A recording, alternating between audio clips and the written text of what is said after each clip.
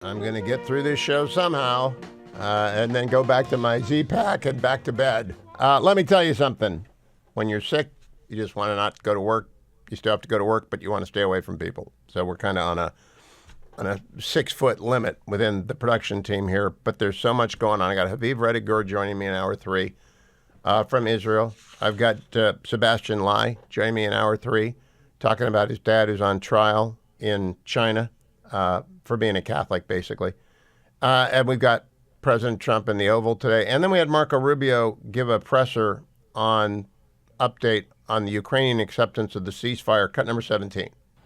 The United States has done a good thing for the world in bringing this process forward, and now we all eagerly await the Russian response and urge them strongly to consider ending all hostilities so people will stop dying, so bullets will stop flying, and so a process can begin to find a permanent peace. So we are hopeful that that happens. I'll bring you updates throughout the show. I'm pleased now to welcome for the first time to the program, though, Tom Homan. You know him as our border czar.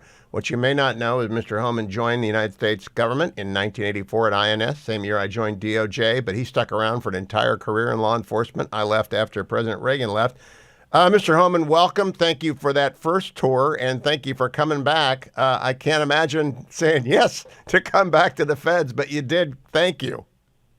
Yeah, well, how do you say no to the president? I mean, he called me. I've been complaining about the border for 4 years. I've been asked to come back and fix it. How do you not do that? So, well, I still appreciate it. God bless you. And you're doing a great job. I want to start with a couple of facts and then go to Mr. Khalil. First of all, when Khalil was taken into custody, was he arrested or was he detained? And did the agent in charge give incorrect information to the lawyer, saying he was on a student visa? Because I think he's an LPR. What happened? No, he was arrested by ICE and he's in custody. And I believe he is a lawful permanent resident, but that doesn't mean he's immune from the law. I mean, he violates the law, he'll be held accountable. Absolutely. And I'm going to go into 8 U.S.C. 1227 here in a moment. But there was so much coverage of his arrest, and now it's an arrest, and I know that. Was he arrested because he had violated his LPR status under 1227? Yeah, he violated because, his statements, for a lot of reasons. His statements are, in direct conflict with our foreign policy stance on Israel. He has summoned a group of protesters to shut down, take over parts of a school, destroy public property, support of a terrorist group, supporting Hamas, handing out pamphlets in support of them. There's a lot of promise of them, but President Trump has promised that national security threats are not welcome in this country, so they're holding this man accountable. That guy, I haven't seen the arrest report. I was out of town, but I think what happened is the right thing to do, and he's not the first one. He's not going to be the last one. I applaud that because people have been making stupid statements about the First Amendment. It does not apply. I've heard about the First Amendment, too. I heard all the story, but First Amendment does you give you carte blanche to commit this crime. Agreed. Can I stand in a theater and yell fire? Can I tell somebody to go kill my wife for $5,000? Is that free speech? I mean, no, the free speech has a limitation. It does, and specifically for LPRs, green card holders, 8 U.S.C. 1227 provides that the Secretary of State, if he has reasonable grounds to believe an individual on a green card has potentially serious adverse foreign policy consequences for the United States, is instantly deportable. Why didn't you just send him home? Why did you stop in Louisiana? Because I believe federal judge put a stay on that. Got to go to federal judge. No, it's typical, right? Every win we're met by some liberal judge who wants to slow us down, stop us, but they're not going to stop us. The effort of the United States government is to deport this person to the United States. Government in this country, whether you got a visa or a student or becoming a permanent resident, it's a great honor, and it's a privilege to be part of the greatest nation on earth. And when you come to the greatest nation on earth, your first action should be not hating the greatest nation on earth, who is so good to you to bring you in and give you such a privilege. No, American citizens have a right to be really stupid and say really stupid things. It's not absolute, all right? So the First Amendment's not absolute. There are conditions, but they can go a lot further. Not student visa holders, though.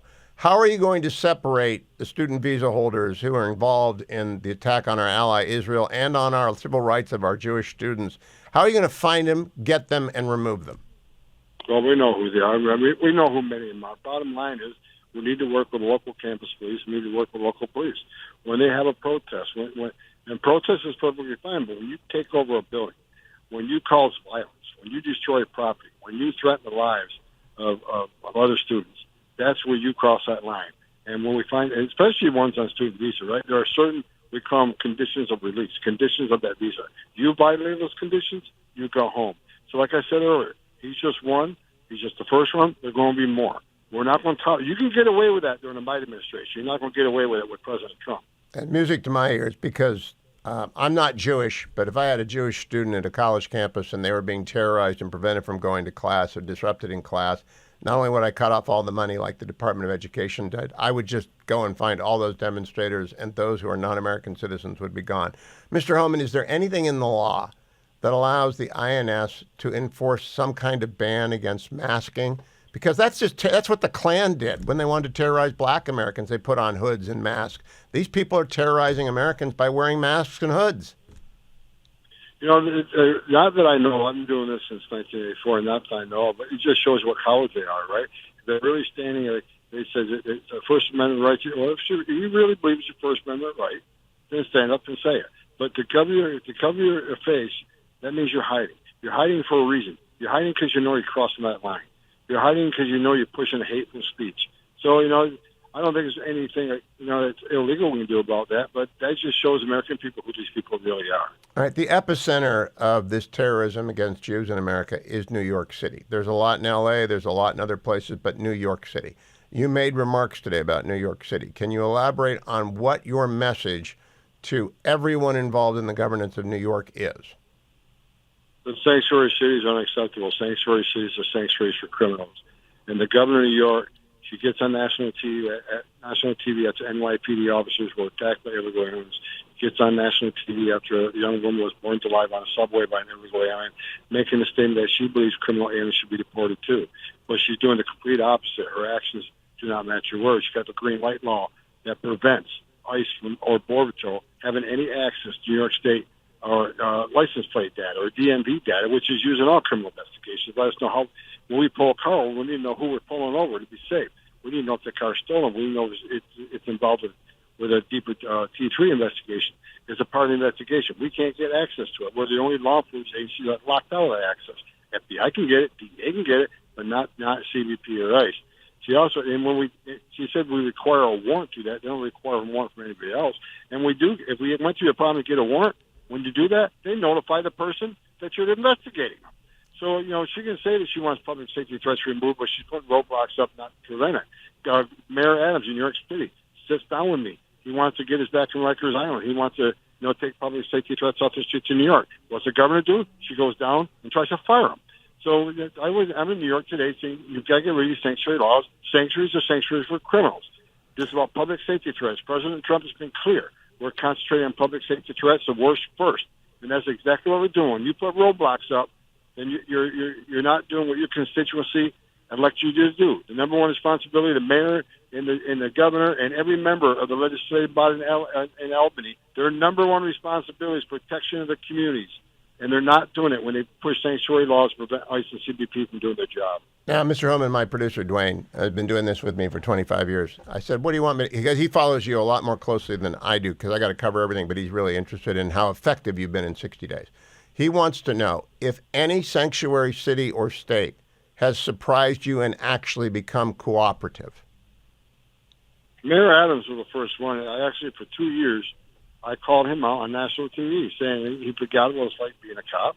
He became a mayor, became a politician, so he should take that badge off his retirement pack and hide it because he stopped being a cop. He forgot what it's like being a cop, especially after you see the cops attacked by everywhere.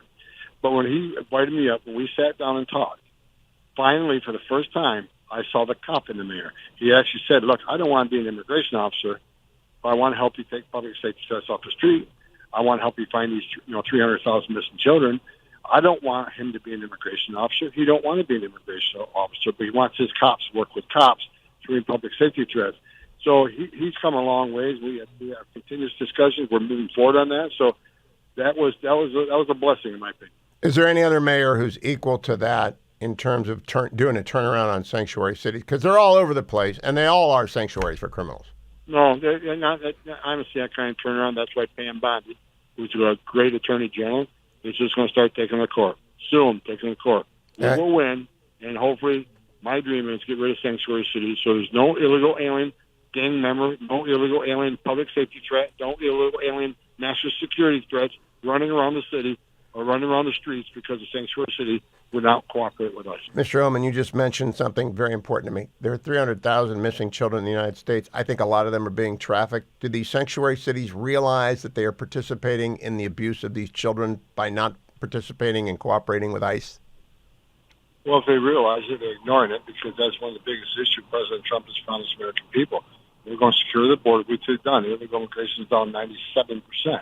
We are running a deportation operation. ICE has arrested about 3 times more people than Joe Biden did during the same time frame. And we started working on the children now. So that's one of the things, like Mayor Adams sees it, that's one of the things he wants to help us to do. And for anybody to say that any elected politician should not help find these children, I agree with you, sir. I've been doing this since 1984, 40 years. Some of these children are perfectly fine when we find them. They're going to be relatives. But many of these children are in forced labor. We've already found some in forced labor, and some are in forced sex trafficking. So we need to save these children. President Trump's committed to doing that. Well, God bless that effort. One last question. There are 250,000 Chinese nationals in the United States. I'm sure many of them are just here trying to learn engineering. Some of them are spies. How are you working with DOJ and the FBI on finding the spies and getting them out? Well, if they're in the country illegally, they got a problem. And they're on the table. And like I said, right now we're concentrating on public safety threats, national security threats, because they're the biggest danger to the country. Not we know they're public safety threats. So, the rest of the illegal aliens are coming real soon. So, as I've said the last few weeks, the aperture is going to open really quickly as we move on from the public safety threats, the known public safety threats, then we'll come after the rest. So, I won't get too comfortable. If they're here, they should leave on their own because we have to deport them formally. They got a bar. They never can come back. So leave on your own. Come back the legal way like millions of other people did. But if we have to come and find you and deport you, you will never come back. Now, I've made an assessment. I just want to get a comment. The assessment is you have been messaging, along with President Trump, from day one about don't start the journey. Don't give your money to coyotes. Don't try and get here. You're not going to make it. I think that messaging has been effective in stopping the initial transaction where people gather up their life savings and give it to a coyote. Is that happening, Tom Homan? Do we know if that's actually happening?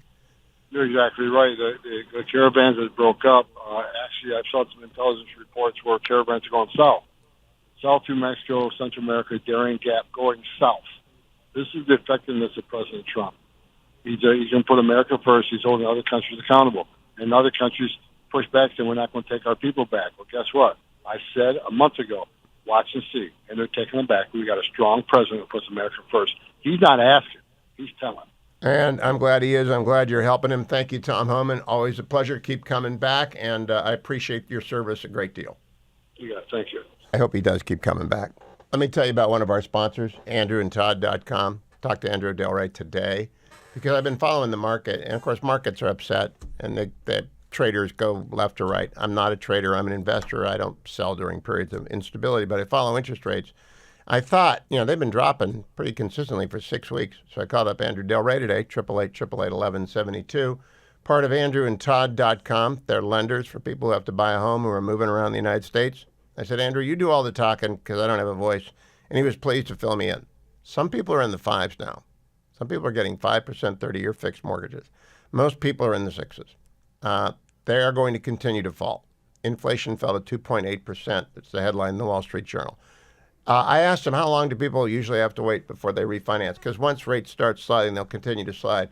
So we'll get them fixed up, we'll get them in, and every 6 months to a year, we'll probably refi if the trend continues. And it depends on your circumstances when you're moving. Do not wait. Interest rates are going to go your way, and you can always refinance. And when you get the file open with Andrew and Todd, 888-888-1172, it will stay open. They put it in a tickler file, and they will call you up, and they will say to you, time to refi. But don't wait, because house prices aren't coming down. The supply is still very limited. Interest rates are coming down. So go and get the house that you can, because the interest rates will keep going down, and you can refi every 6 months, and it gets easier and easier every time you do it. This is how I live my life. This is how everyone lives their life. If you have a home, it goes up in value, you refi whenever interest rates go down. Then you wait it out when interest rates go up, and then you refi when they go down again. And you don't wait. You don't try and time the market. It's impossible. but you do find someone you can work with. That person is at andrewandtodd.com. Been in business combined. Andrew Del Rey, Todd Avakian, both very good friends of mine. Been in business. I spent more time talking to Andrew about his boy today than I did about andrewandtodd.com and the business. I wanted to find out what his son is doing. His son's a pilot. And so we caught up on a lot of that. I said, now give me the quick rundown. And he said, oh, phones are burning up. He worked all day this weekend because phones are burning up, because people have realized Biden's gone, the regency is over, Trump is here, and everything he's doing is going to drive down inflation and interest rates. People are going to be able to buy homes again. But the supply is limited. It's going to be a while till it opens up, unless you live inside the Beltway. But your Gordon Wood is busy. Bet you a lot of bureaucrats are leaving town. But if you're moving anywhere other than the Beltway, it's going to be a tough housing market. So call them today, 888-888-1172. I want to remind you about Food for the Poor. We got the annual Lenten campaign. $100 feeds a child for a year in El Salvador. They're staying there now. El Salvador has returned to stability after many, many decades of great instability. They got serious government. They got the schools are back open. They got kids wanting to learn, and those kids have got to eat. Food for the Poor has been doing this for more than 40 years. If you go to HughHewitt.com and find the banner at the top, Feed Their Future, $100 gift. That's a Lenten obligation right there. That's a Lenten observance right there. Or you can do it old school way and call them up, 855-359-4673, and make a donation. Or you can text my name, Hewitt, Hewitt, to 51555, Hewitt to 51555. But what I like the most is Feed Their Future. It's a completely secure banner. It's over at HughHewitt.com. Please pitch in and help these kids. This is going to be interesting. Jay Sekulow has been my friend and acquaintance. He's my age. We've both been lawyers for a long time. He's a good constitutional lawyer. I've been teaching common law for 27 years. And Jay's never been wrong. He's sometimes not won before court, but he's never been wrong. He's a believer in the First Amendment, as I am, and in the absolute necessity of the Free Exercise Clause. And he's been running the American Center for Law and Justice forever, and he helped President Trump build the trampoline that is the 6-3 majority on the Supreme Court that we're now jumping on. But I have never talked to Logan Sekulow, his son. And now the big test is, does Logan Sekulow talk as fast as his dad, who's the only man in broadcast who talks faster than me? How about that, Logan? Have you timed it word per minute? Yeah, I could probably do a pretty good job at it, but I was raised in the South, so maybe it's a little bit slower than my dad. But yeah, it's been an honor to join with you here, Hugh, and it's been great to be also on the Salem News Channel with you as well. Logan, you are the director of media. I know what ACLJ does. They protect the constitutional rights of people who are getting screwed by the federal, state, and local government. But you're the director of media. How do you talk to all these lawyers?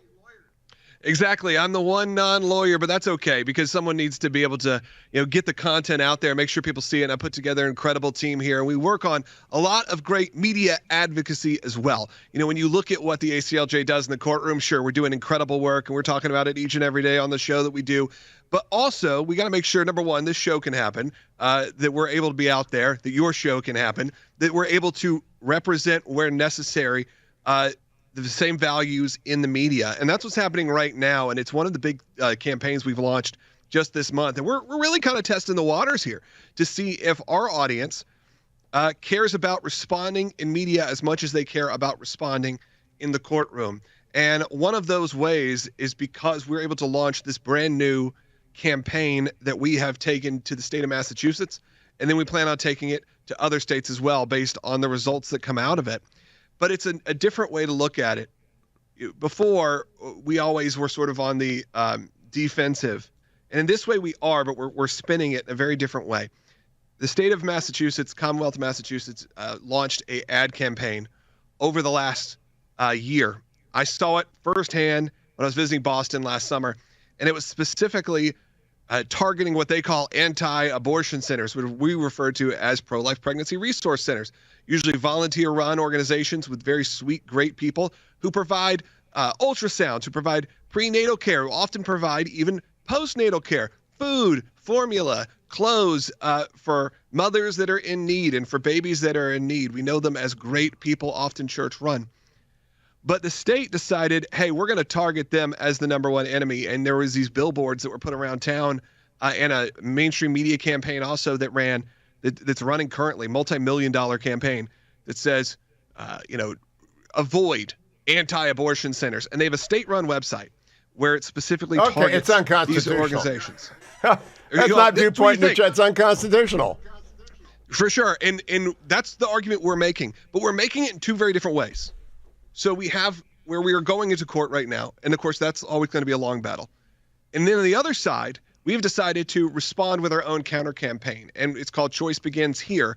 And it is a campaign specifically for people who are seeing these billboards. And maybe now they're going to see an alternative view on this. And it's not done with hate. It's not done with shame. It's done with love, compassion. It's where their billboards are very much, women frowning and making, go, Ours is the exact opposite. It's smiling faces. It's seeing professional women. It's seeing women I've done scores not just in need. of fundraisers over the years for pro-life family centers. They're the nicest people in the world. How do people help your campaign, Logan? Sure. I think there's two ways they can do it. They should go to see the website of what we're providing, because I want them to see what we're doing. Now, this website, Choice Begins Here, it's not a outward fundraising campaign. This is something for people to go, and we've seen already. It's only been up for about a week running in the state. We've seen hundreds and hundreds of people actually go and search for the locations of these pro-life pregnancy resource centers. We saw the negative impact that actually happened, which was over the last 6 months since they started their campaign. We have seen a 30% rise in abortions and a 30% drop in visits. It evened out almost exactly to pro-life pregnancy resource centers. So their campaign is working. Now our hope is we can counter that, but we can't really do it without your support and people like you who give us a moment to talk about it. If they support the work of the ACLJ, they go to aclj.org. They can find out all about the campaign. They can donate to it. Look, for just a few months, it's hundreds of thousands of dollars to run a campaign this size. So we really could use the support, but it's a very different thing for us and maybe for your audience, because it's not just saying, hey, we're going to take it to the law. We're taking it to Washington, D.C. No, you're trying now we're to change taking it minds. to hearts and minds. ChoiceBeginsHere.com. ChoiceBeginsHere.com. We only have 10 seconds. What the heck were you doing in Massachusetts to begin with? That was a bad choice. Hey, American history. We gotta Okay, the Freedom Trail. I took my grandkids there. I was afraid you were a Red Sox fan, Logan. Keep coming back. ChoiceBeginsHere.com. ChoiceBeginsHere.com. Mary Katharine Ham is co-host of the Getting Hammered podcast. Normally she's with me by video, but would you believe it? Mother of four has to go and pick up the kids. Mary Katharine, I want to begin with a very specific question about your dad. When he shows up at your house to visit, does he inevitably get sick?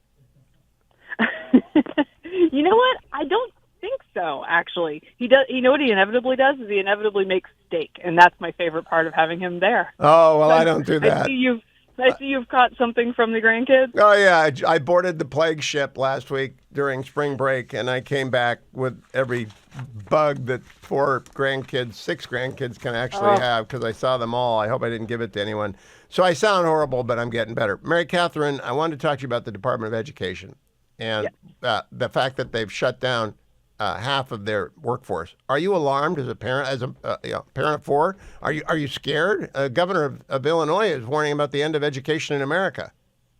I'm not scared. I do know some facts on this, which is that we had education in America before 1979, and that was when the Department of Education was formed. Since then, it has become a bureaucratic pass-through for a bunch of bureaucrats to make large salaries, often much larger than teachers, or things that are afforded for actual instruction.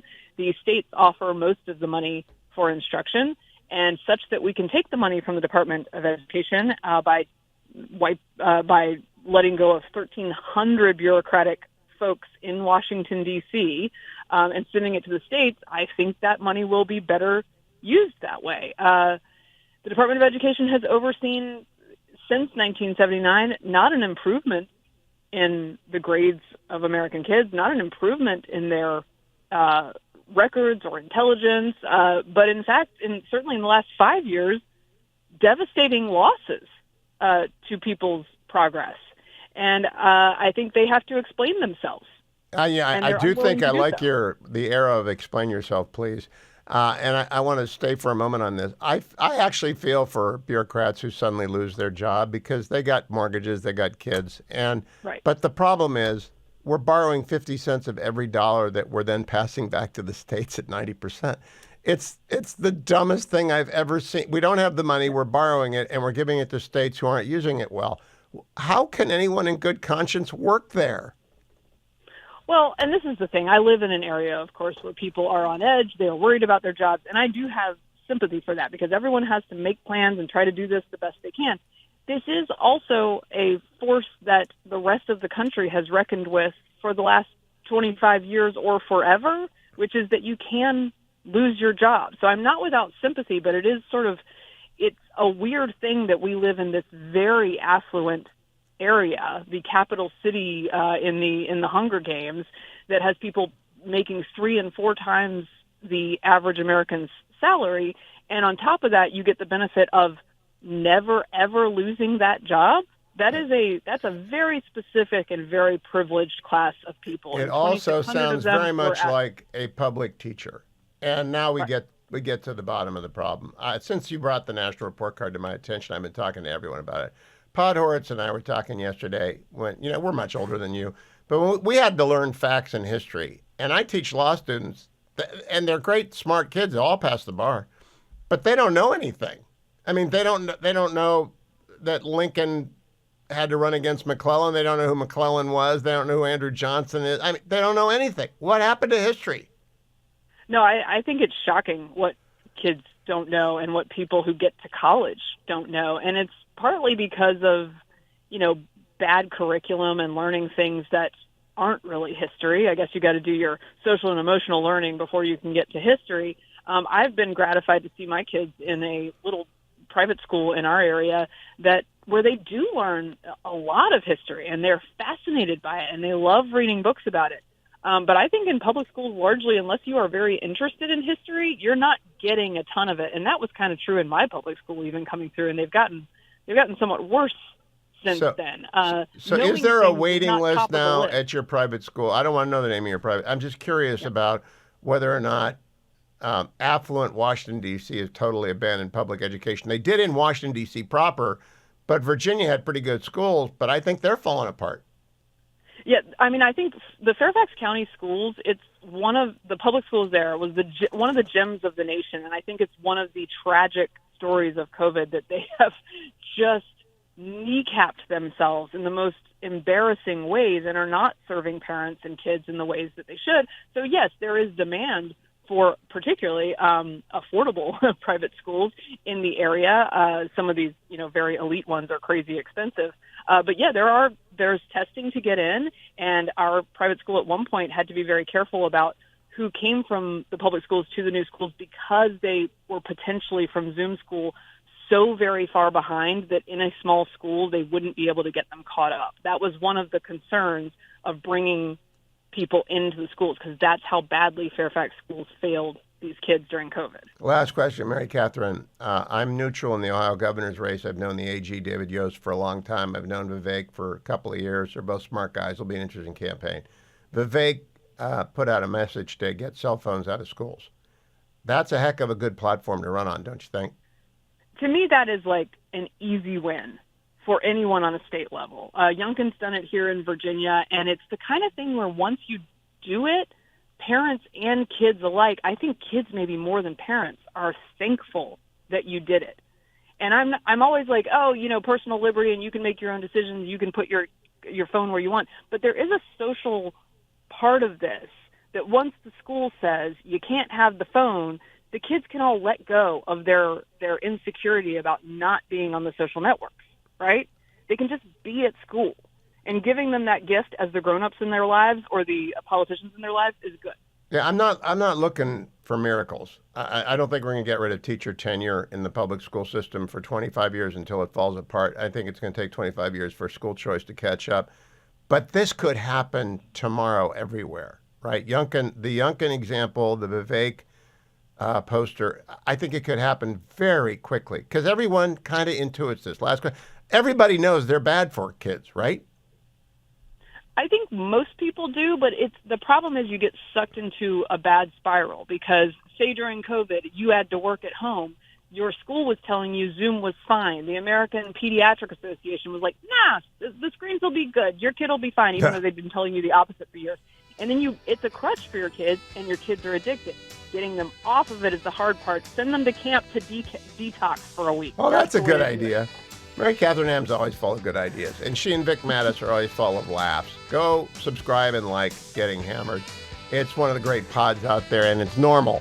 It's just absolutely normal, as is Mary Katharine Ham's other pod, normally. Listen to them both. That music means it's time for me to pitch my PhDweightLoss.com, brought to you by my non-producer, Generalissimo, who lost 50 pounds on myPhDweightLoss.com. 864-644-1900. That's 864-644-1900. I have a competitor for my PhD weight loss. Yes. Yes, I know exactly what that competitor is. What is it? Being sick. Being sick. I have like zero appetite for anything other than drugs and bed.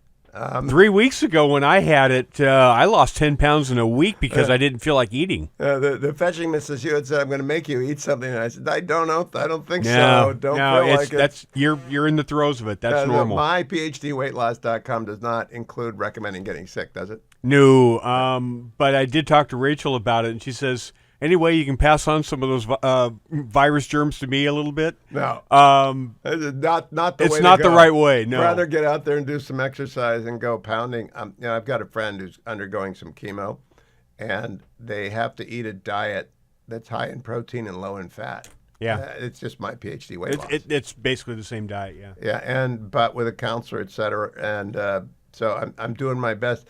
They didn't like some of my ideas because they had sugar. Is there sugar in the My PhD weight loss? There is like zero sugar. That's what sugar is all carbs. Yeah. I thought maybe there were. No, there are not any protein-based sugars. All right. So what is this that Chuck Schumer said? You actually tried to produce today. I sure hope you're not about to embarrass me. So he does a 40-plus minute gaggle. Donald Trump. He being Donald Trump, the president, is in the Oval Office doing a gaggle with the Irish Prime Minister.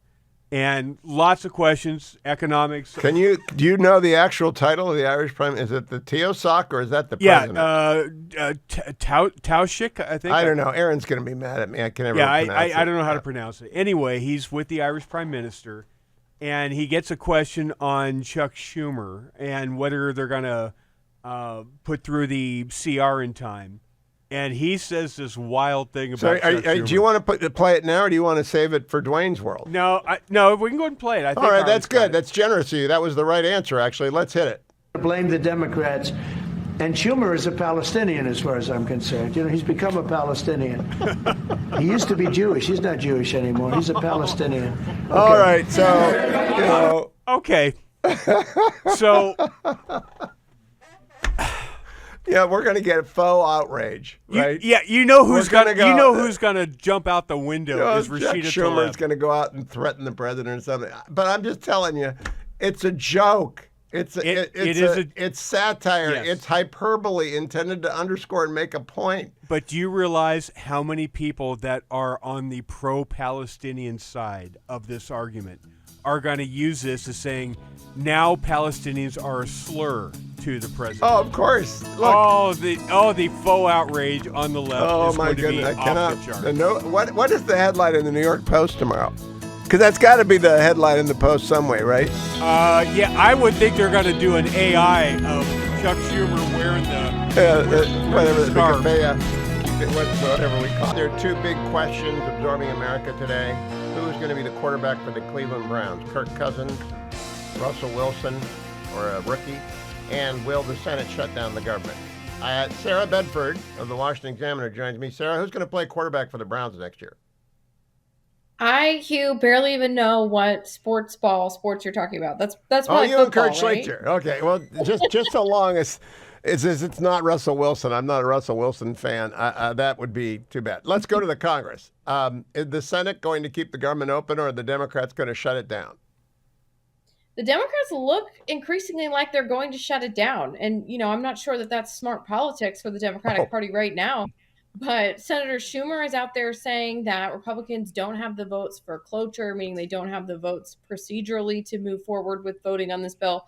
Senate Democrats have their own 1-month funding extension that they want to put forward as a plan B. So more and more, it's looking like there may well be a shutdown on Friday. If that happens, the happiest person in Washington, D.C. is going to be Elon Musk, because the government has to give a list. I ran OPM. I know this drill. The government has to give a list of essential employees. If you're not essential, you don't go to work. And if we get a list of non-essential employees, you know who that makes it easy on? Elon Musk and the Doge. Oh, absolutely. I mean, this was a concern for Democrats weeks ago when the shutdown was more like an abstract concept and not something that was knocking at their door. The fear was that this would empower Doge because when the government shut down, that empowers OMB, like you said, it empowers OPM to shut down more functions of the federal government. It gives them more time to be going, Doge, more time to be going through the books, performing these audits, peeling people out of the federal bureaucracy. So there was a time not so long ago in February when Democrats thought shutdown politics was going to be disastrous for them. But now the narrative has really shifted, and Democrats are saying nobody should be helping give congressional Republicans a win on this CR. And so it looks like we very well could be marching towards that shutdown. Well, what about there are a couple of big government unions. I think the biggest is NTEU, National Treasury Employees Union. It was when I was in the feds. That's a long time ago, so it might have been over. Have they come out publicly and said yay or nay on this? Because they really will get slaughtered. These people will never come back to work. You saw what happened at Department of Education yesterday. The people who are deemed non-essential will never come back to work. Yeah, I'm pretty sure that all of those federal unions, I think AFGE is also one of the bigger ones, has been pretty universally against shutdowns. Look, Democrats themselves are also usually against shutdowns. It's really unclear what the play is here, especially when Democrats are working to sort of shake loose from this perception that they don't know how to govern, that they don't have their own vision, that they are nothing but just, protesters fighting for things that don't matter for Americans. And for them to push for this shutdown without any clear exit ramp, and frankly, for no clear reason, I think just reinforces those negative perceptions for Democrats. So, Sarah, I want to ask you about the second decision by Democrats, which is inexplicable, which is to throw their arms around Mahmoud Khalil. Senate Democrats on the Judiciary Committee said free Khalil. We've got the squad and a squad adjacent members circulating a free Khalil thing. This is another 80-20 issue, and inevitably the loudest Democrats go for the 20. Chris Murphy, and they're all out there in favor of a green card holder who wants to destroy Israel. I don't get it. I really, it's just terrible politics. Who made that decision? I would love to know who is advising Democrats on all of this, because you're absolutely right. Democrats jumping onto the least popular side of an issue that was very highly visible during the 2024 campaign. I mean, those loud and destructive protests on college campuses were a big part of why people started to view the Democratic Party as being totally out of sync with their values. And polling shows voters still have that viewpoint of the Democratic Party. But Democrats jumping up to defend Mahmoud Khalil, it doesn't make a lot of sense politically, and could just be part of the Democratic moves that are backfiring on them right now. Last question. I do not know the name of the trans member of Congress. I saw the meltdown over the introduction of the trans member of Congress. Best way to handle it is Representative Bag of Donuts, your turn, and just avoid it. What's going to happen there? Is there a rule of the House? That was just that could happen again and again and again. I think Congresswoman Sarah McBride, she's handled it pretty well. She's come out and said, I'm just focused on doing my job. I'm grateful to be a representative of the state of Delaware, and is not really taking the bait there. I mean, Republicans are sort of being needlessly antagonistic there. I think most people, while they don't support, men playing on women's sports teams, they also think you should be respectful to trans individuals by and large. So I'm not sure that that's a smart strategy for Republicans. That is my approach, which is I always call people adults what they want to be called. Doesn't mean you change. There's a controversy in San Francisco about spa attendance. There's always a controversy in San Francisco about something. But it doesn't mean you have to go out of your way to be just represent. What's the name of the representative? I believe it's Congresswoman Sarah McBride. Okay, Representative McBride. It's very easy to just say Representative McBride, and you don't have to go one way or the other. You just call people a neutral term. I gotta run here, Sarah. I wanna get your guess though before I do. Come Friday, the Democrats fold because it would just be the most monumentally stupid thing in the world to shut the government down. I think it would be a lot to ask to expect the Democrats to have common sense. So based on everything we've seen over the past few months, so I think no, they don't appear to be ready. All right. To Second fold, question: How How long will it? I think it'll stay down a long time. I mean, a very long time. And you know what? The parks aren't going to close. Mount Rushmore's not going to close. The Washington Monument's not going to close. Trump is going to run a government shutdown very, very differently. Department of Labor, there might not be any NLRB hearings. There's not going to be any new regulation coming out of EPA. But I think it could be closed a very long time. A record-setting Schumer shutdown is coming up. That's my prediction. I think you're right on that. And Democrats will have so little leverage to get it back open again. Well, they can go to the Khalil rallies.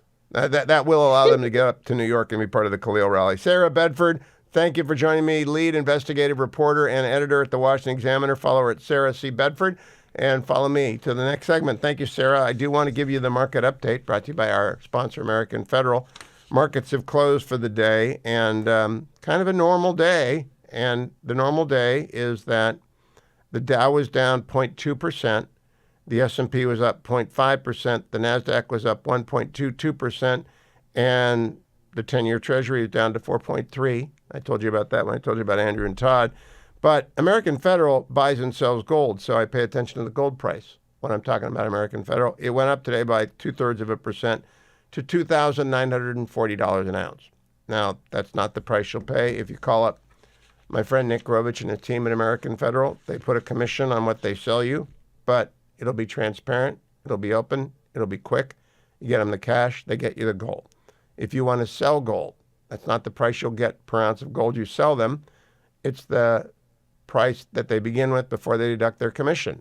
And they'll tell you what their commission is, depending on how much you send them, and they'll assess and weigh and do all that kind of stuff. To get in touch with them, all you have to do is call 1-800-221-7694. 1-800-221-7694. I bought gold, as I do every January, from Nick in January. I'm a once-a-year person. Add it, put it in the safety deposit box, forget it. And I'm sure it's gone up 10% since I bought it. And that's not a guarantee it's going to keep going up. It's not a guarantee it's not going to drop out of the bottom tomorrow. Gold is a commodity. Commodity prices go up or down. I buy it because it's usually part of a diversified. I'm a very boring investor. Buy and hold, don't trade. Buy some gold, buy some real estate, buy mutual funds because you're not smarter than the market. But a diversified portfolio has precious metals in it. I always say, I think the general rule is between 5 and 10% of your wealth ought to be in precious metals and or dirt, if not more. And therefore, you want to deal with someone that you can trust, someone who will be very transparent. The most important thing when you're buying and selling precious metals. I'm not a big fan of people who do special coins that want to charge you premiums for collectibles. I'm a big fan of buying American Eagles and Canadian Maple Leafs. Yes, I still like Canadian Maple Leafs. Big fan. You hear that, Russ and Aaron? Don't be mad at me. We're not anti-Canada here. Buy Kruger ounces, buy ounces, and then you've got the universal currency, ounces of gold. Do it with Nick Grovich and his team, AmericanFederal.com, 1-800-221-7694. Coming up, John Campbell of Look Through the Chaos fame. I want to know what happens during a government shutdown. John was responsible for 4 or 5 of them during his dozen years in Congress, I think. At least I'm going to say it. That's my story. I'm sticking to it. I think the authority of the OMB is vast during a government shutdown. And I think a lot of the people who get told to go home are never, ever going to come back to work. So you go, Democrats, you go. I don't know if John Campbell has fled California yet. Former Congressman John Campbell is my guest host. Have you fled California? Oh, yes. I am in the beautiful Sonoran Desert right now, where it is, well, it rained last night. But it's our friend John Kirchie asked me to get you together with me for a gathering of their group. And I said, I thought, you didn't want to get close to being a California Franchise Tax Board, what do we call you, enrollee? What? Abductee? You escaped? I said, we both escaped the Franchise Tax Board. We want to stay free. Well, yes, that's absolutely true. That's absolutely true. And escaping to Arizona is not exactly like going to prison. I mean, it's pretty nice here, No, it's just raising Arizona. Okay, Congressman, we're coming up. Hey, I got no voice. I'm sick, but we're coming up on a government shutdown. I know you caused a few back in your day in the Congress. What happens when I was in the government? If the government shut down, everyone came back to work eventually and got paid. I'm not sure it's going to be that way this time. I don't know that anyone who gets deemed non-essential is ever going to come back to work. What do you think? The executive branch has a tremendous amount of flexibility in this regard. We all know about what's called the Washington Monument Strategy, where the executive, if the governments get shut down and they don't like it, they close the Washington Monument because it's very visible and it's very clear and people find out about it. And you bring your kids to D.C. to show them the Washington Monument. You can't go. You get mad at the Congress for shutting it down. One of the shutdowns I was in, to give you an example of this, that I was there in Washington for, was an Obama shutdown. And he shut down all the parks and all the things people cared about. But he didn't shut down the Department of Education and some of the things nobody cared about. And my example of how extreme it was, because in theory, right, you're shutting it down. You're not having employees because you can't pay them, as you say, they all get paid later, but it's necessary to send them home so you don't have this and that. You've been in D.C. a lot. You know the George Washington Parkway, and you know the bike trail and the walking trail. You probably run it before. It goes along the Potomac there, right? Yep, my favorite trail. Yeah.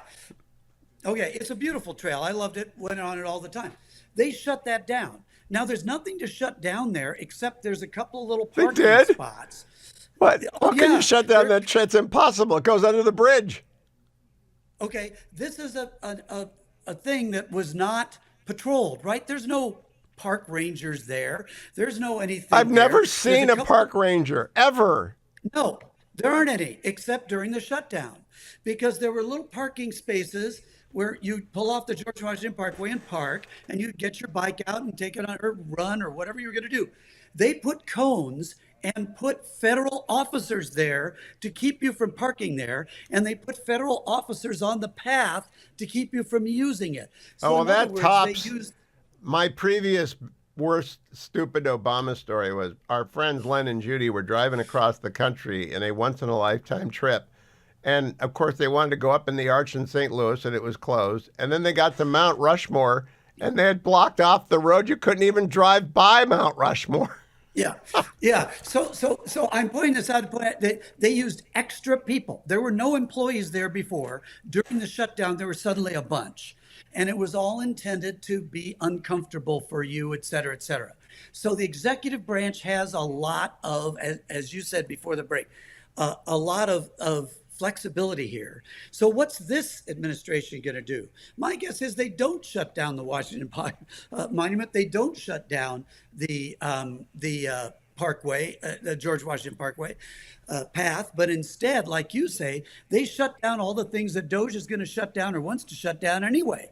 And they shut all that down harder, faster, quicker. And maybe they say, we may not be able to pay you when it comes back. I mean, I want to get on the record. I want us to be able to play this in 20 years. This is a pivotal moment in the history of the federal bureaucracy. If they do this, this is the stupidest thing Democrats will ever have done. If they hand Elon at DOJ and your mentee, Russ Vought, the keys to the kingdom, a list of people labeled non-essential. If we find out we can run the federal government on 10% of the workforce, now there's my son, when he was in the Navy, was on the watch.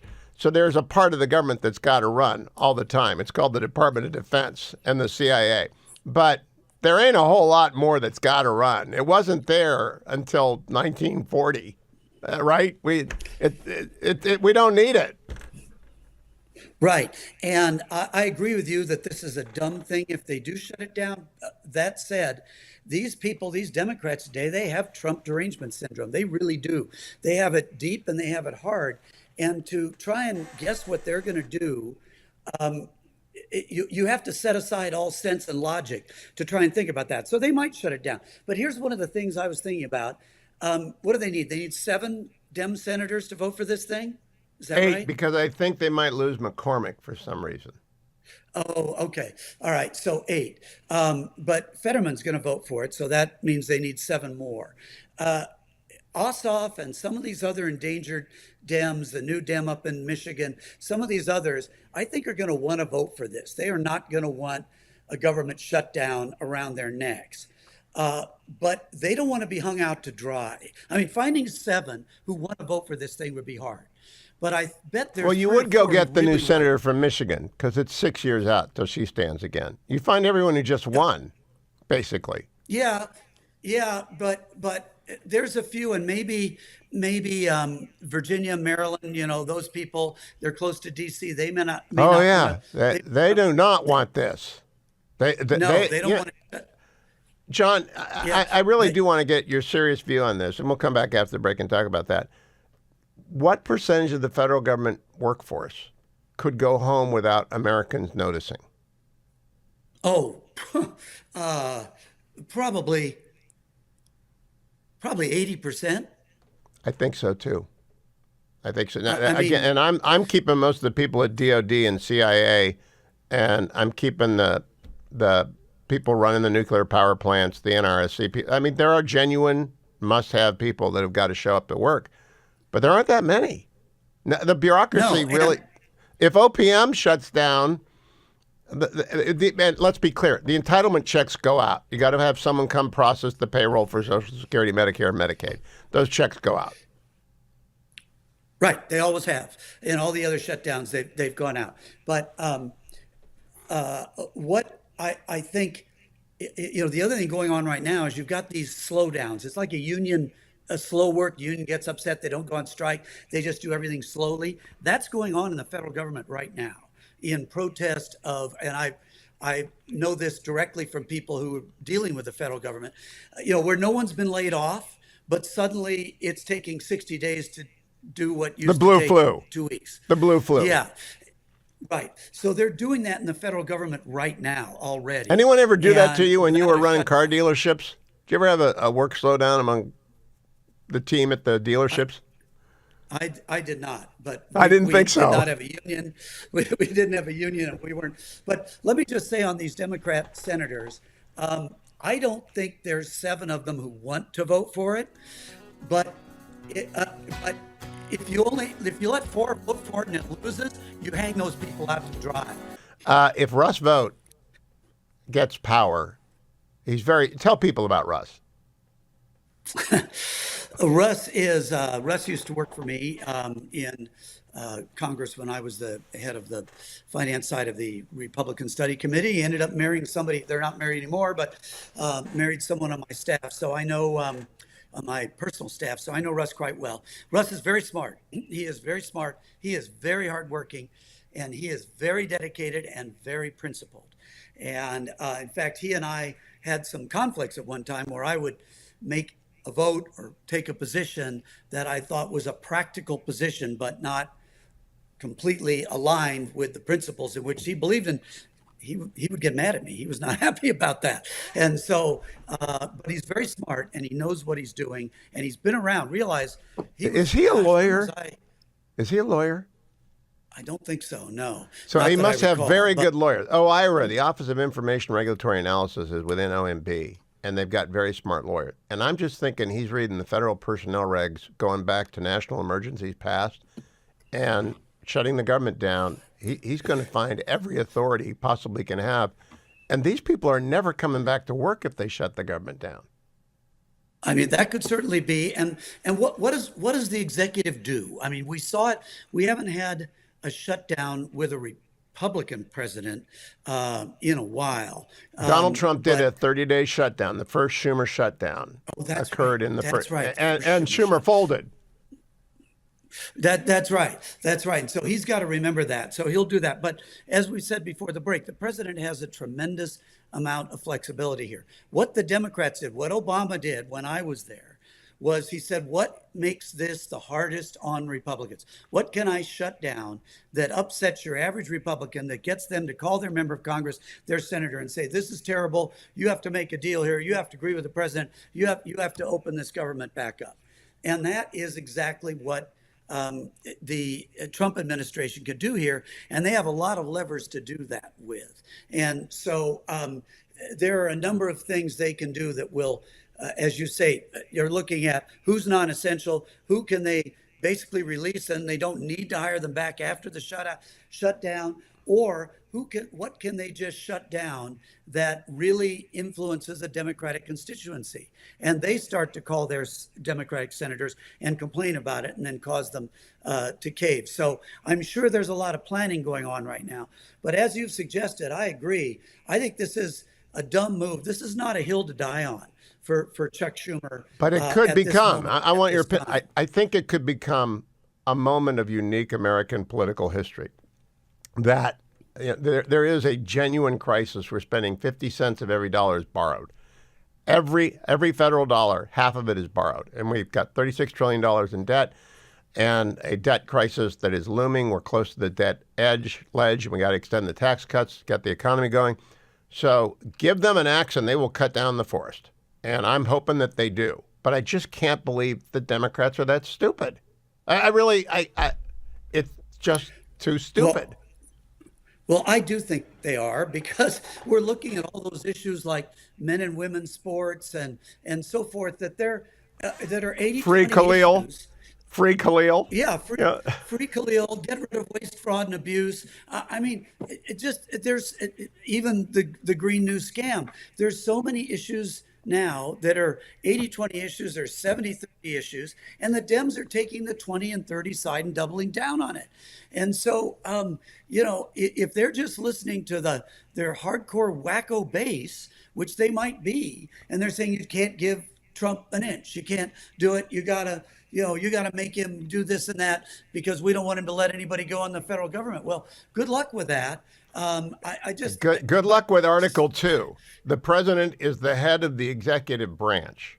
And when the Congress doesn't do its job and fund the executive branch, he's got to do his job and not run the executive branch, or at least do it using borrowed money to the minimum that he can, right? I mean, there's a constitutional obligation to keep us safe, but I really think they're dancing on a cliff.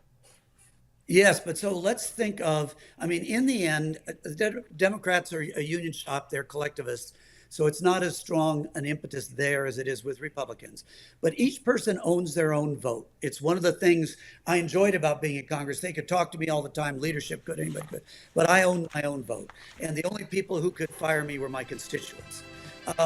And so there's some there who don't want to vote for this because our left is going to hate them, and others who do want to vote for it because they're in a purple state or they have an election coming up. You are right. And the Maryland and Virginia senators are all Democrats, and their people are going to get screwed because the one thing we're not going to do is pay the people their back pay, I believe.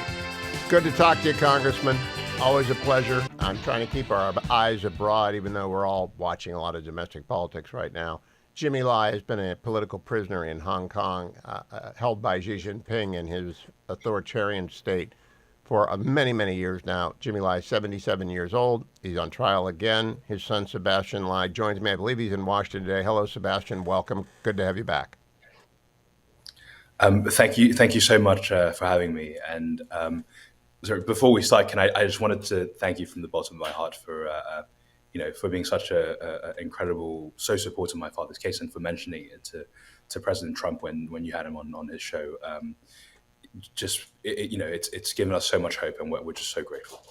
I am hopeful that when the rumored summit comes up between President Trump and General Secretary Xi, that your father's on the agenda and we get him out. How is he doing? What is he doing right now, to the extent that you can find out? So he's just finished giving testimony. His national security law trial started in 2023. At the end of 2023, it's still going on now. And look, in the last 4 years, they've aimed to break him. They've aimed to break his spirit, to break the man.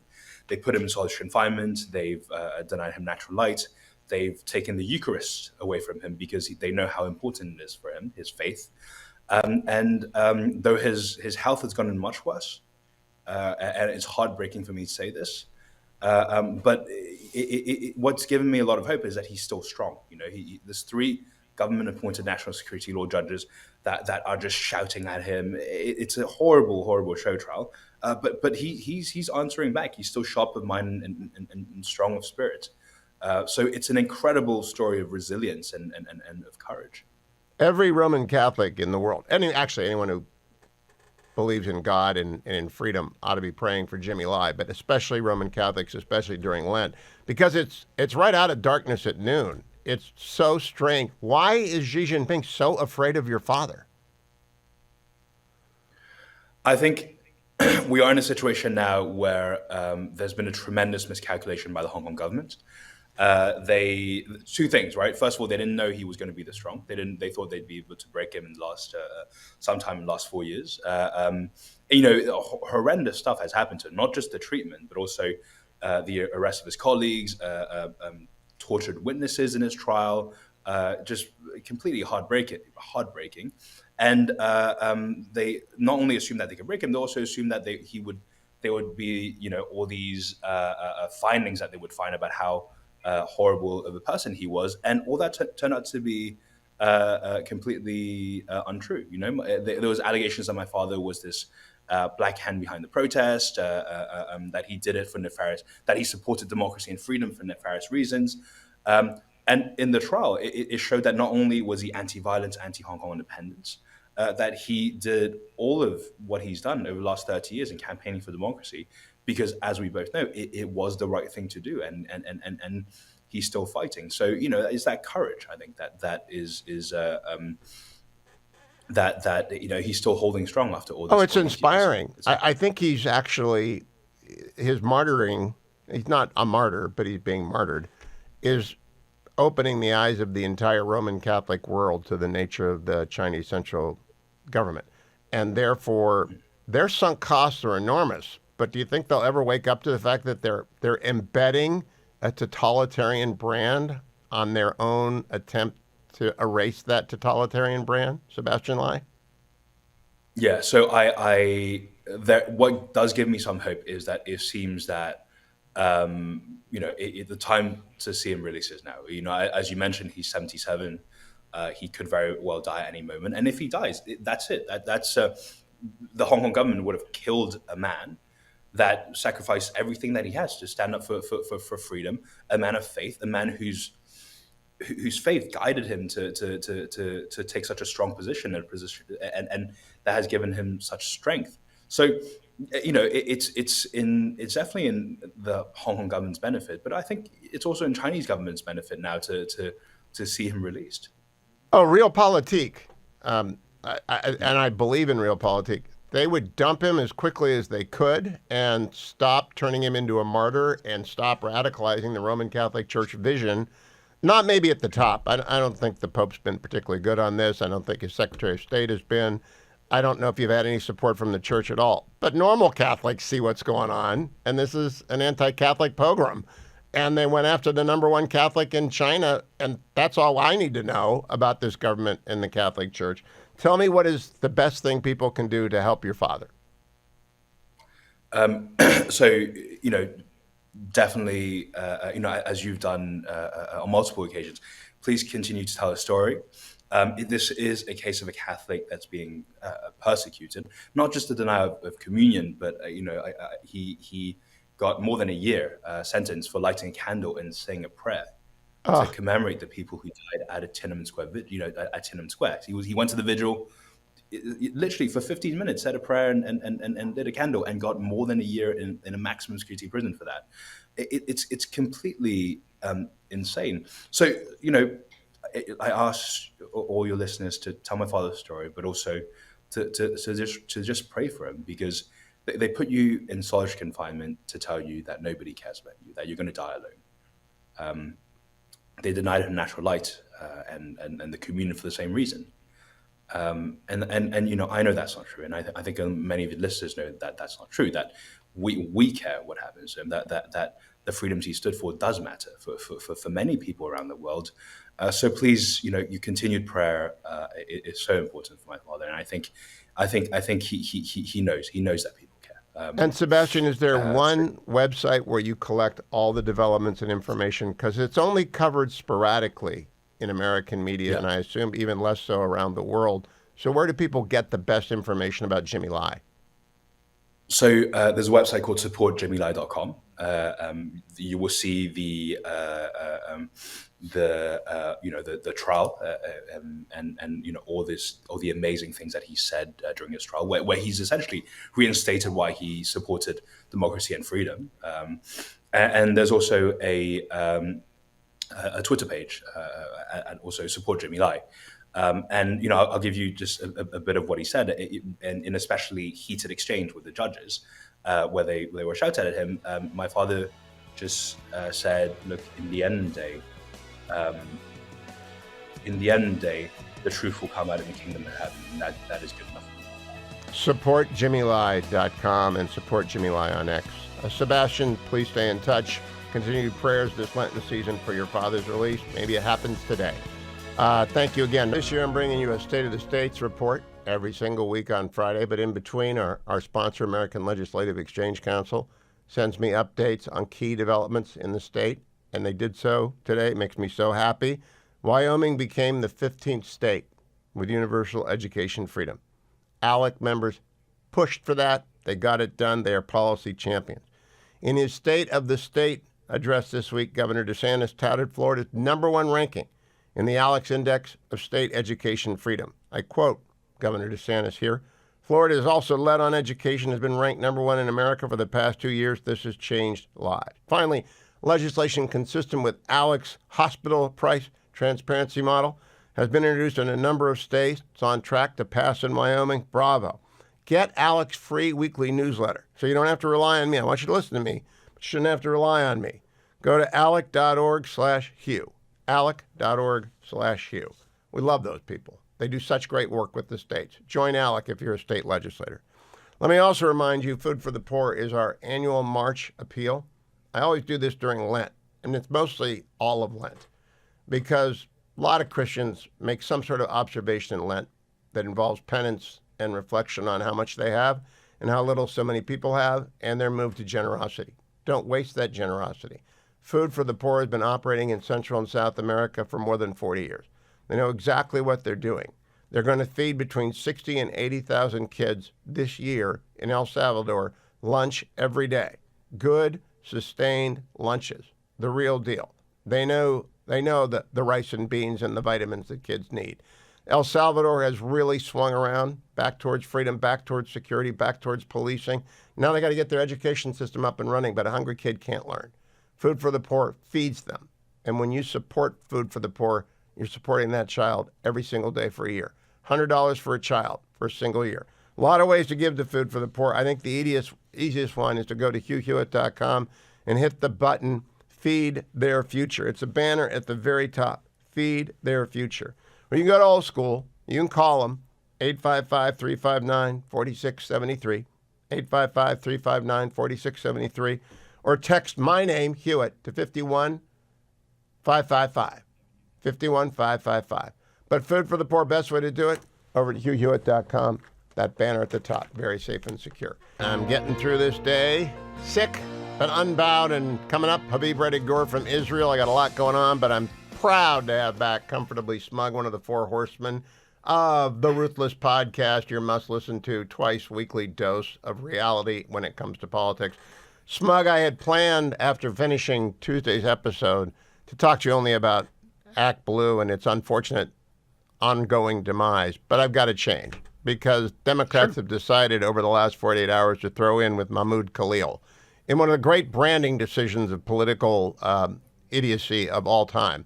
You know politics pretty well. Does this surprise you that Democrats are rallying around a pro-Hamas demonstrator on an LPR who wants to destroy America's, the equal of any of America's strategic allies, thus making even an LPR green card holder eligible for immediate deportation? No, I mean, sadly, it doesn't surprise me. If you look at the views held by this radical extreme gentleman, it's actually basically become the platform of the Democrat Party itself. We saw, throughout the previous election, how much the Democrats threw themselves in with this anti-Semitic fervor that you see in campuses.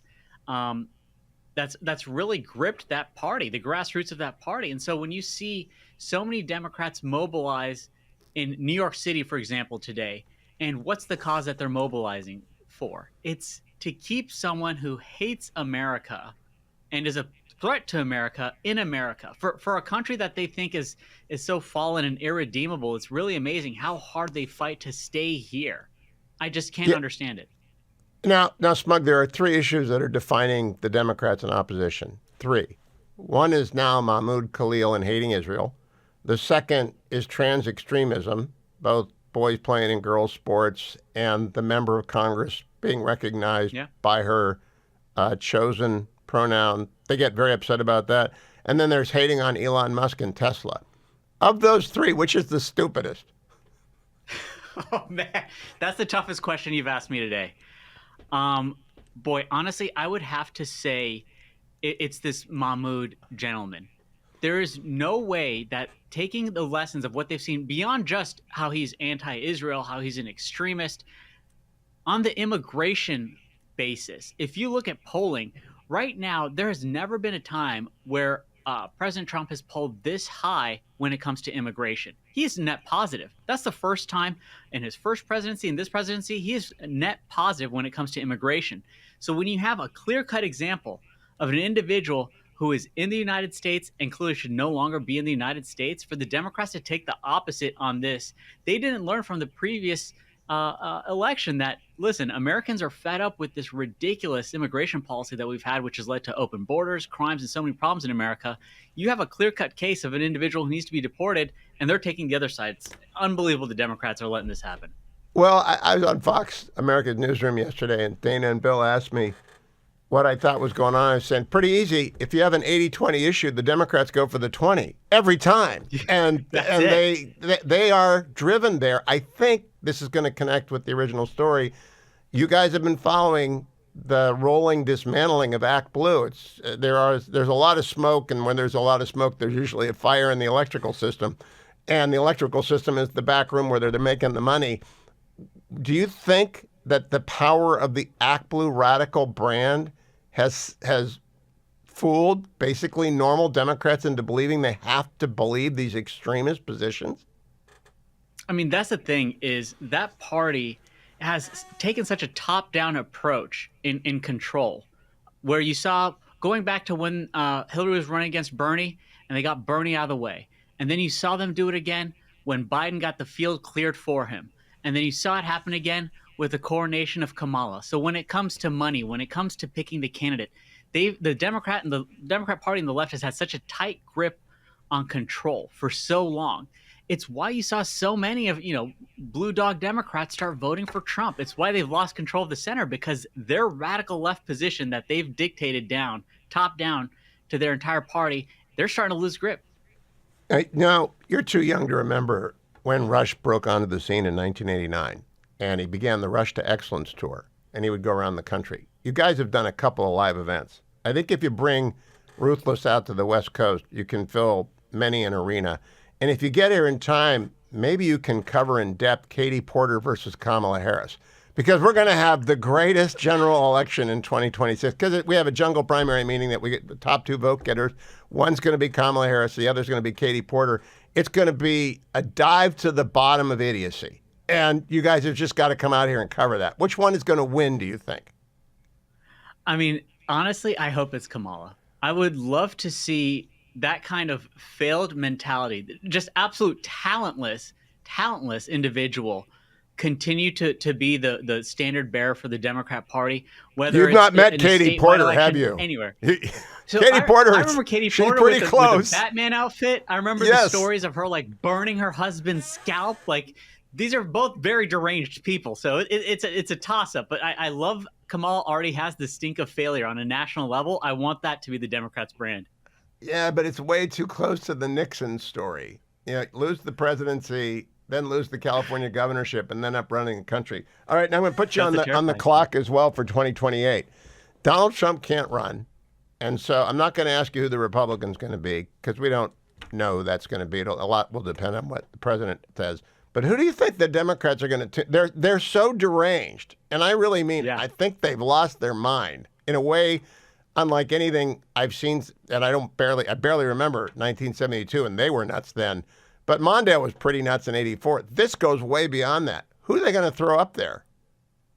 So I think this goes back to what I mentioned about the top-down approach. It's going to be the real test of where the Democrat Party is, because in presidential elections, they don't like primaries, they like coronations. We already got news that Tim Walz is interested in running. I would love for that to happen. Please, God. I don't know if he has the support. Please, God. Yeah, we can only hope for Tim Walz. Hey, okay, but who's going to moderate those debates? There's not going to be a network left that will want to have those debates, do you think? It's going to be like a reverse negative polarization for their ratings. I would be more than happy to have ruthless hosts the Democrat debates. For so long we've had Republicans go and have to deal with like Margaret Brennan. It's about time Democrats have to deal with us. All right, now, Gavin Newsom began his podcast. You know, I kind of like the governor. We email. He promises to come on like 100 times. He never shows up. He's glib. He's funny. He's the best face you can put on a failed Democratic Party. But I think Gavin's going to get in. Have you invited Gavin to do a ride-along with Smug? I mean, with Ruthless? Well, that's an interesting thing. So this whole discussion which has been going on lately of he had Charlie Kirk on his show. He just had Bannon on his show.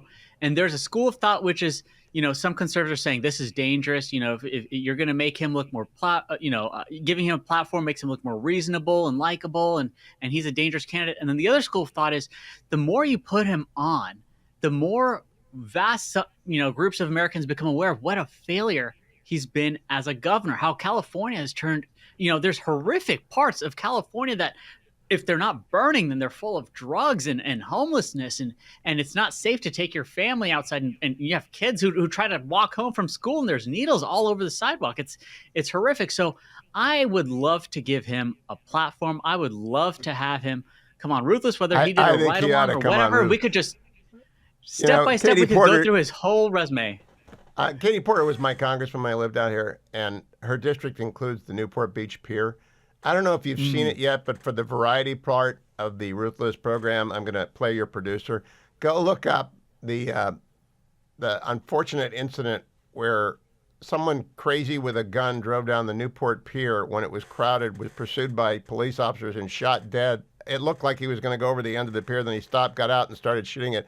I mean, California is absolutely out of its mind right now. And so it really is. If you bring Ruthless, are you ever going to go on the road beyond D.C.? 100%. We've visited Minnesota, tons of states. That doesn't count. You had Secret Service protection. You had SEALs. you had the 101st Airborne. That doesn't count. I would love to go back to California. I think doing it from the Nixon Library would be a great place. We could get a great crowd there. Bingo. Jim Byron's gone to D.C. to run the archives. So you're going to deal with Joe Lopez, the new director. But I hope you do it. The library would be great. Thank you, Smug. Always a pleasure. Be well. Ruthless is where you got to go to see Smug tomorrow for their Thursday edition. Be well. Let me remind everyone that we're doing our annual fundraiser for Food for the Poor. Great sponsors of our show for many years. I always do it during Lent. I want to remind you, Food for the Poor, the banner is at the top of HughHewitt.com. It says, feed their future. We're raising money for the poorest of the poor in El Salvador, a country that's really turning itself around by committing again and again and again to feeding young people in school. $100 feeds one child in school for a year. The banner's at the top of HughHewitt.com. If you go and click on it, you will be, there's your Lenten obligation right there. Or you can text my name, Hewitt, H-E-W-I-T-T, to 51555. 51555, or you can go old school and call them right now, 855-359-4673. I'm so pleased to have on Haviv Rettig Gur from Israel Today. He's the Times of Israel analyst that I listen to and watch the most. He comes and he goes. I think he's going to be gone next week, so I'm glad to catch up with him this week. Haviv, how are you? Good, Hugh. Thanks for having me. It's a very important day in the United States. There's a proceeding in New York about Mahmoud Khalil. It will go on for at least 3 more days. The United States is making the assertion that he represents a national security threat to the United States, and therefore his LPR status, he's a green card holder, does not protect him. Are you following the case? Does it interest you?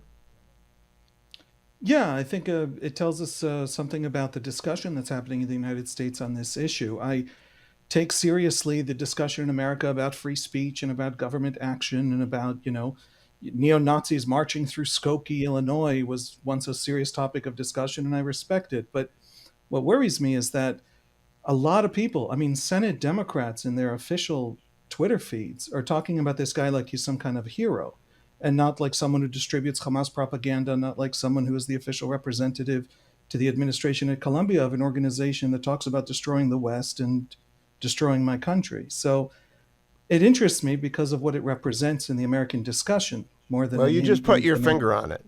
People who are devoted to the destruction of the state of Israel, are in fact threats to American national security, because America has no more important strategic ally than in Israel. It is the most innovative, the most courageous. It's a nuclear power, whether or not they talk about it, and it's in the most dangerous region in the world, and they are our ally. So if you threaten the existence of the state of Israel, you're a national security threat in the United States. Under, I don't expect you to know the U.S. Code, Haviv, but 8 U.S.C. 1227 provides the Secretary of State with absolute authority to deport LPRs when they become a national security threat. That's my whole argument. We'll see if it holds up. I think Supreme Court will. I've been teaching common law for 27 years. I didn't stay at a Holiday Inn, but I think it's a good argument. I'm afraid on this issue, I'm the Holiday Inn guy. I'm a little frustrated. I do think Israel is America's best ally. Incidentally, irrespective almost of America's actions, Israelis know that America is the source of the democracy in the world today and the freedom in the world today. Israelis want to live in an American-led world and not in any other world. That's something we're not confused about in the way a lot of Europeans who are more dependent on America are confused about. But why would senators tweet, not this is a serious civil rights question, free speech question, but tweet free Mahmoud Khalil as if he's some kind of Nelson Mandela. He's not a Nelson Mandela. He's a radical who literally belongs to a group that openly talks about destroying the West.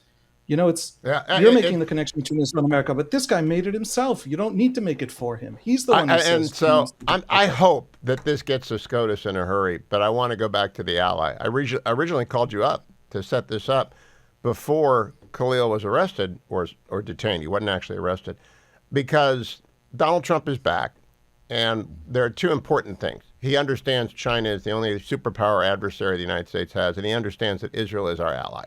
And in fact, I began to think about this listening to commentary podcast. Donald Trump is the most pro-Israel president since at least Richard Nixon during the Yom Kippur War, and maybe since Harry Truman. Do Israelis get that? Donald Trump wins Israelis by a huge landslide. Israelis don't necessarily understand and follow the day-to-day, don't know American culture wars and all of that stuff. They live in their own world, in their own language, etc. But they get that Trump is suspicious of Iran in a way that the last administration, even when it supported us in all kinds of really important tactical ways, but grand strategically kept letting Iran off the hook, kept, loosening sanctions, kept, letting sanctions be skirted in massive multi-billion-dollar ways. This administration looks like it's much more serious about calling Iran to task, calling our existential threats to task. Again, you've anticipated where I'm going. For 45 months, Israel has a friend in the White House. After that, we have no idea who's going to be in the White House. It could be AOC. It could be one of these Senate Judiciary Democrats who are free Khalil. It could be an active, open, hostile opponent to Israel. Do you think everyone in positions of authority understands the next 45 months is the window to deal with Iran's nuclear program, or it could close forever? I'll say more than that. Israel has been extraordinarily successful in the last 5 months or so in revealing the weakness of the Iranian empire, in forcing the entire Middle East and the Iranian regime itself to watch as 120 Israeli planes overfly Iran, and Iran can do nothing about it. It turns out that dictators, other than blustering and posturing, are actually weak. Iran is this extraordinarily talented country. Its one weakness is that regime, and that regime has weakened the country. And so we actually can fight Iran, and we can defeat Iran. But that very weakness that now the whole world knows about has meant that Iran is now seriously considering breaking out to the nuke. So we're entering a period in which we are in some ways safer. The Iranian empire now doesn't dare to do what it dared to do 17 months ago. But at the same time, it's more dangerous because it's much more likely that Iran is going to seriously now break out to a bomb, and this thing has to be taken care of. There's a window of danger really to prevent the Middle East from going nuclear. I agree with that. I agree with every word of that. I'm just wondering if it is widely understood. It is not widely understood in the United States that, in fact, the collapse of the circle of fire that Khomeini built for 40 years at extraordinary cost, the collapse of that has put Iran in the position of North Korea, which is we'd better get some nukes or we're going to be vulnerable to South Korea. Does the whole country get that Iran's on that brink right now? Every Israeli knows that. Every Saudi knows that. Every Iranian knows that. You're asking me if Washington knows that. I'll tell you real simple. When President Obama came into office, Israeli reporters talked to American officials, and we said, "All right, well, you're a new administration. You're Democratic. What are you? Who are you? What is your policy in the Middle East?" And the first answer we got was, "We're not Bush." And that was the policy, not being Bush. And then when Trump was elected, we got a similar kind of attitude from the Trump administration. We're not Obama, which in that case was music to Israelis' ears. But still, the point was that it was about domestic politics intruding on foreign policy. And now that Trump is back, he's not Biden. And so there is a sense in Washington that I don't know if they know that so much as everything is domestic politicking. I don't think the Senate Judiciary Democrats have any idea who Mahmoud Khalil is. I think they just think this is the anti-Trump thing to tweet. And that's true of the Iran policy writ large. So officials tell us that American officials at the highest levels that they're talking to know this. Will that translate in Washington into the kinds of steps that are necessary and the kind of understanding that we need Washington to have? I just don't know. I think that might be a little too hopeful, Haviv. I listen to commentary every morning, and Matt Continetti and John Podhoretz were talking about the rise of anti-Semitism in the United States. When you toured the U.S. 2 years ago, I think you got protested at Harvard, and you kind of chuckled. It's gotten much worse. Are you aware of it? It's just much, much worse in 2 years. Yeah, but I still chuckle. I'll tell you a funny story. We had data about American Jewish college students. Most of them were not interested in Jewish groups on campus. Haviv Rettig Gur from Israel, where he is senior analyst for Times of Israel, and I listen to What Matters Now whenever he sits down with Amanda Dan to talk about big issues in Israel, and I try and get him on at least every month to 6 weeks to catch us up. Haviv, when we went to break, you were telling me you're still chuckling about anti-Semitism and protesters in the United States, when I'm getting more and more concerned, as are all supporters of Israel in America, because it's spreading. Tell me the story that you began. Well, first of all, I think it's the duty of Jews to chuckle in the face of anti-Semitism. We certainly don't have to live in the anti-Semites' gaze in fear and seeking absolution from their claims of our innate criminality. That's not something Jews have to do. But also, we have data from pre-October 7 campuses where we know that American Jewish college kids were just like all other college kids and mostly stayed away from Jewish organizations on campus, whether it's secular ones or religious ones. And about 15% took part in Jewish life on campus. And since October 7, that's shot up to 40%. And so, how shall I put this? Thank you, anti-Semites. The Jews are finding their way back to their community. We owe you a bouquet of flowers. Well, that may be happening, but at the same time, on both the right and the left in America, I mean, there are many examples. I'm not going to go down and name them. There's a rising tide of thinly disguised anti-Israel / anti-Semitic populism that's made its way into the podcasting world that appears to, in various disguises, but it's the ancient evil. I guess you're not surprised by that, but I am, because I'm 69 and it has been methodically crushed for my lifetime, and now it's back. Yeah, I mean, I don't mean by saying that Jews coming back is a good thing, therefore, and we don't have to be worried about anti-Semitism. Anti-Semitism is back in a big way. You have historians now talking about how Hitler wasn't the bad guy in World War II. You have, Candace Owens talking about the Jews always only looking out for their own. I don't think there's a single American community that has looked out for everybody else statistically more in terms of their voting patterns and advocacy and activism in the history of America. You have all of this discourse and all this rhetoric, and the crazy part of it, Joe Rogan platforming Ian Carroll to talk about how the Jews, Jeffrey Epstein was a Mossad honeypot operation for American elites and all these other things. Last week, the single biggest media event in America were these string of anti-Semitic people platformed on the by far the largest, Theo Von and Joe Rogan and others, on the largest podcast in America. I mean, tens of millions of people listen to that stuff. They're not particularly. I I like those guys. They're not particularly well read, and the audiences that they attract are 18 to 30-year-old young men who may not have gotten the greatest education in the world. So it's kind of a very fallow field in which to sow seeds of hate. I'm glad you said that, because Joe Rogan has also interviewed a lot of Jews and a lot of people who do speak for Israel and say and tell our story, our history, never mind, the talking points and the sort of propaganda wars, actually told about us. But all at once, all in a concentrated blitz, you have these voices about how Jews are evil and Jews are conspiratorial and Jews are plotting the failure of America.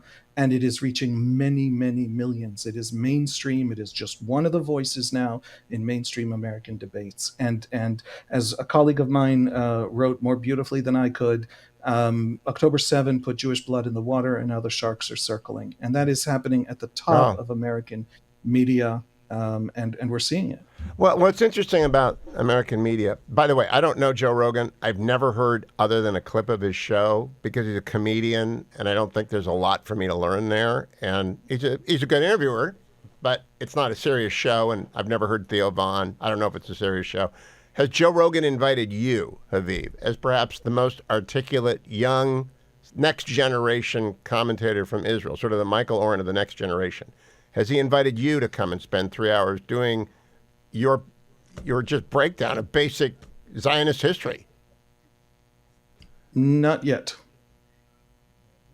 Would you do it if he said, come on over here? I mean, I'll help raise the money for the ticket. I would not turn him down. All right. That's good. Don't go anywhere. I want to come back to you and ask you about just a couple of quick developments in Gaza and Lebanon and Syria, because we got 9 minutes left, and we can cover all that in 9 minutes because it's Haviv Rettig Gur. Once again, Times of Israel. They've shut down for some reason their daily podcast, but at least I get once a week Haviv Rettig Gur with Amanda Dan, and I recommend to you What Matters Now at the Times of Israel podcasting page. Haviv Rettig Gur, my friend of broadcasting only. I've never met him. I hope to someday. He writes for Times of Israel. You can listen to him over at Times of Israel. You can follow him on X at Haviv Rettig Gur. Haviv, at the Times of Israel today, there's so many headlines. One, new talks with Lebanon aimed at normalizing ties. That's Israel.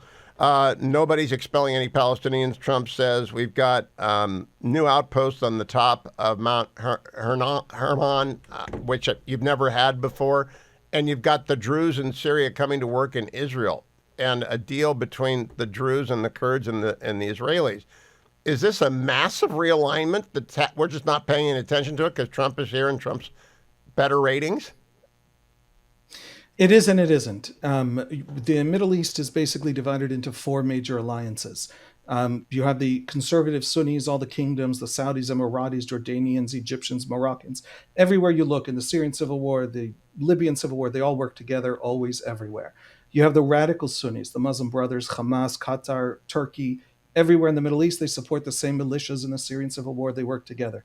You have the Shia, that's the third alliance, who all the Iran's proxies, all the different Shia in Yemen and Lebanon and Syria and Iraq all work together. And then you have a fourth axis. And these are the four axes that define the Middle East. They have more truth to them. They're more important to understanding the Middle East than the actual nation-state borders of the Middle East.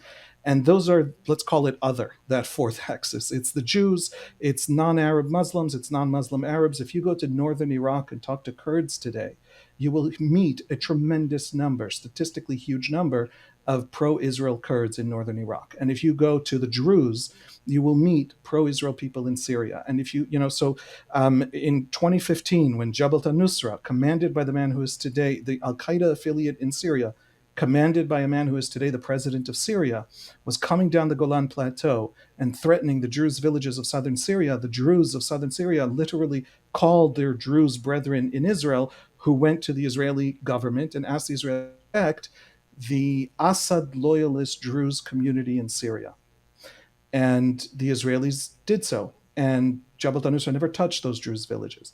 And so you have an alliance of Kurds, of Druze, of Jews, of some others throughout the Middle East that has been reflected throughout the Middle East. Iran has targeted northern Iraqi Druze with missile strikes, claiming they're Mossad activists.